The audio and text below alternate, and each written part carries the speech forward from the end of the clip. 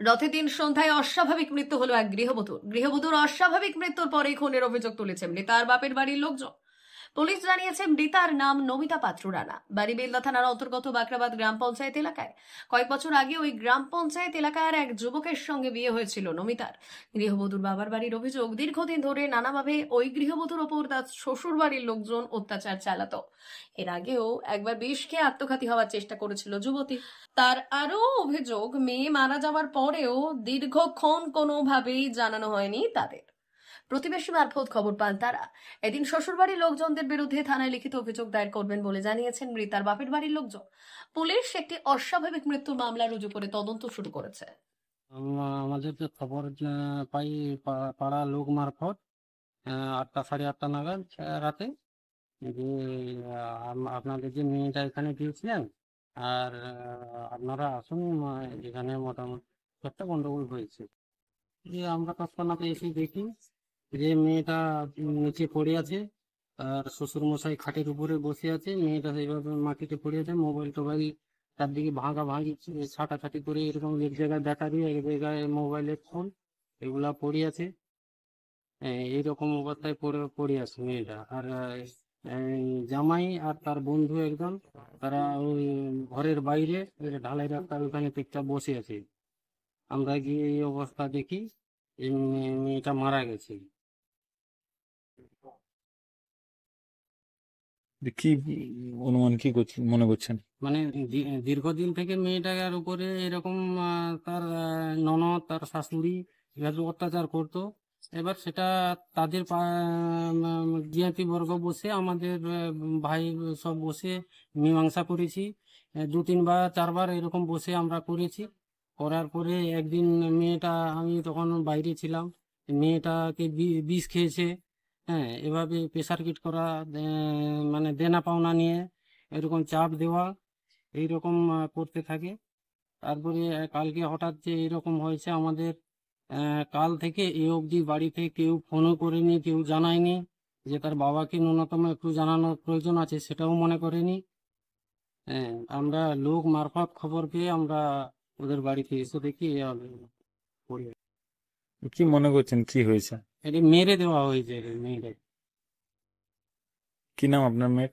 আমার নাম গোকুল চন্দ্র পাত্র। আপনার মেয়ের নাম কি? মেয়ের নাম নমিতা পাত্র রানা। বিয়ে কবে দিয়েছিলেন? এটা তো 2 বছর আপ হবে। ভালোবাসা করে বিয়ে হয়েছিল আর কি। কোথায় বিয়ে দিয়েছিলেন? জগৎপুর। স্বামীর নাম কি? স্বামীর নাম দেবু রানা। আপনার নাম কি? আমার নাম বিপুল চন্দ্র পাত্র। বাড়ি? ঘাড়বা। কি হয়েছে বলতে, ও হচ্ছে আমার দাদার মেয়ে, ঝিয়ারি হয়। তো এটা বহুদিন থেকে ও তো ভালোবাসা করে বিয়ে করেছিল, 2 বছর, প্রায় 2 বছর আগে। তো ওই রকম মাঝখানে ওদের ওই মেয়েটাকে মানে বহুত নির্যাতন করতো।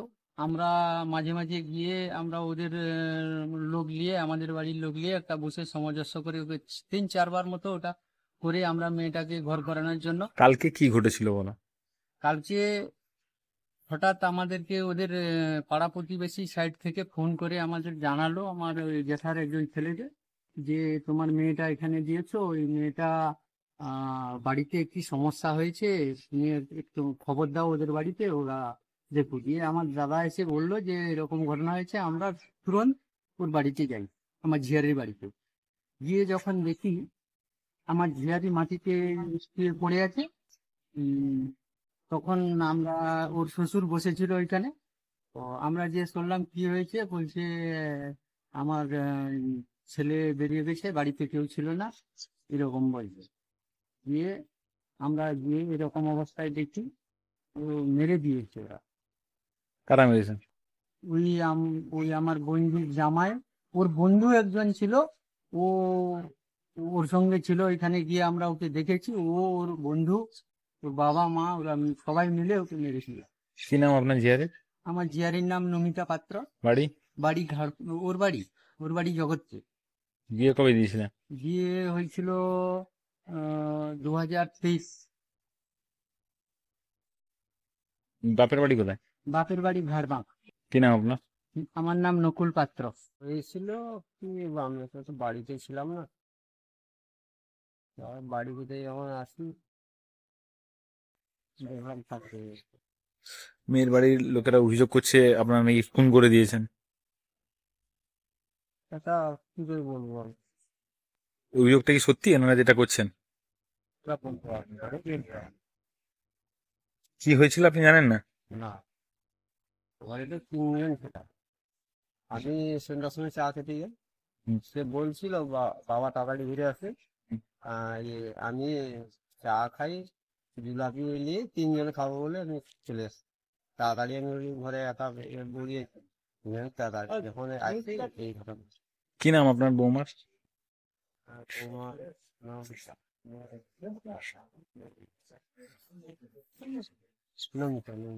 ছেলের নাম কি? হ্যাঁ? ছেলের নাম? দেখুন আমি কতদিন আগে বিয়ে দিয়েছিলেন? এই 2 বছর হচ্ছে। কি নাম আপনার? হ্যাঁ, আপনার নাম কি? আমার নাম সমীর রানা। ভারত সরকারের এনসিভিটি ও পশ্চিমবঙ্গ সরকারের WBSCVT অ্যান্ড DIT অনুমোদিত 10 গ্রাম অনুরণ প্রাইভেট ITI।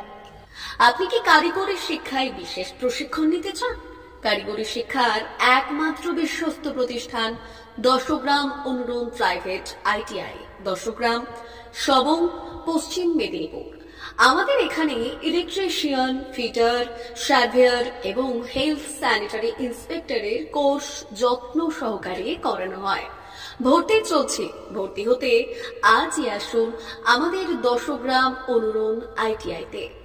মাত্র 2 বছরে ইলেকট্রিশিয়ান, ফিটার, সার্ভেয়ার এবং 1 বছরে হেলথ স্যানিটারি ইন্সপেক্টর কোর্স করানো হয়। এখানে প্রশিক্ষণ শেষে পেয়ে যাবেন 100% জব গ্যারান্টি।